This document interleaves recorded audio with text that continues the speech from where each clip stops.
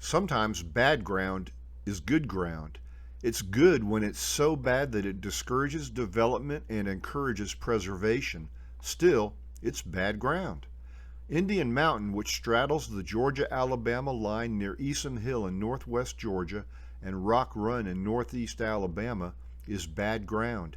It's infertile, it's dry, it's steep, and it's very, very rocky. You can hike the length of the mountain from Salem Church Road in Alabama to Old Jackson Chapel Road in Georgia to get a measure of its rockiness. While there are a few lively streams and secluded coves, for the most part the terrain is rock strewn. Big rocks, little rocks, smooth rocks, sharp rocks, rocks that wobble, and rocks that maliciously turn under your feet, meaning to throw you down onto other rocks. On February 8, 2024, Shepard Howell and I hiked 9 miles on the Pinhoti Trail between Salem Church Road and Old Jackson Chapel Road.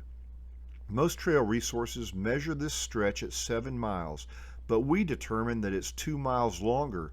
From Salem Church Road, the trail climbs through the interesting, steep-sided gorge of Hawkins Hollow.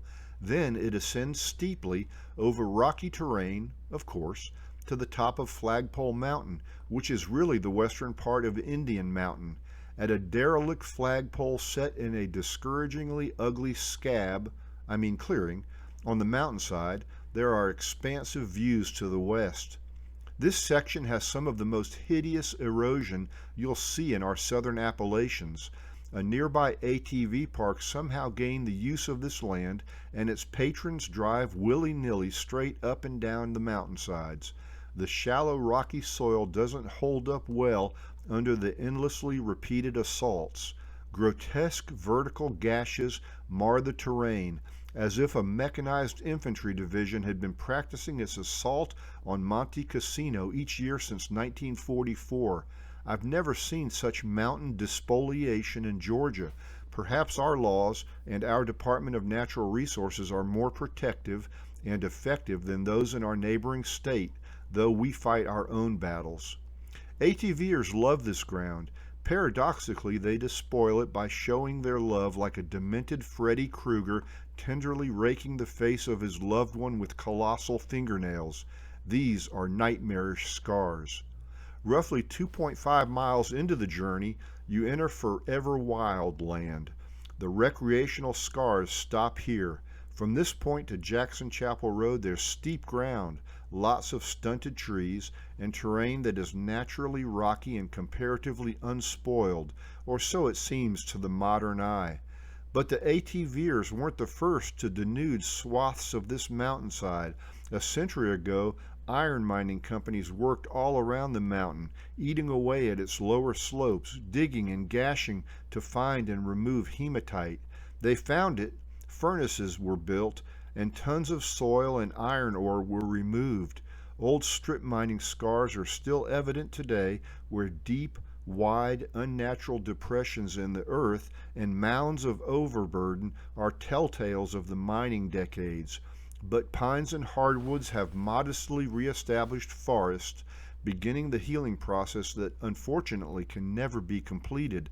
The damage done was too great to fully overcome, ever. On February 29th, Shepard and I returned to Indian Mountain. This time we hiked the 3-mile Forever Wild Trail from the trailhead on County Road 793 to the top of Flagpole Mountain. Then we walked east along the Pinhoti Trail, traversing the rocky crest of the main ridge. Just before reaching the Georgia line, the Pinhoti was recently rerouted off the crest and along the side of the mountain for its descent to Spring Creek. But we continued on the trace of Old Trail, meaning to find a landmark that we call Yucca Point. Here there is a scattering of yucca plants at a point, a rocky point of course. We found it, took some photos, and continued on to the top. Then we walked down the old trail to a gap, passing the old state line marker en route. From the gap we bushwhacked south and downhill to the new Pinhoti section, crossing a few hundred yards into Georgia. The state line is marked on the new section of the Pinhoti by the Georgia and Alabama flags and a wood sign. The rerouting of the trail knocked out some of the steeper climbs and descents in this section, but I think bypassing Yucca Point was a mistake. It was one of the most interesting features on the state line section of the Pinhoti. The morning of February 29 was very cold, gray, and windy, especially at the top of Indian Mountain, which is nearly 2,000 feet above sea level. But farther down, where the mountainside offered protection from the wind, we stopped for lunch on a secluded and comparatively warm south slope. This wasn't a place to kick off one's shoes, but clearing a place in the spongy leaf litter to sit while eating and chatting was pleasant. After lunch, we continued west along the Pinhoti, reascended the rocky summit, and then descended steeply on the Forever Wild Trail to the trailhead. The hike was 10 miles total and took 6 hours, including time for lunch, picture taking, and stepping gingerly between and over countless rocks.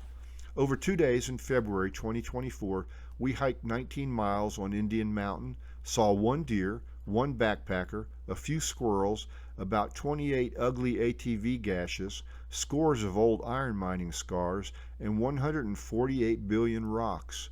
The outings were worthwhile and the terrain memorable.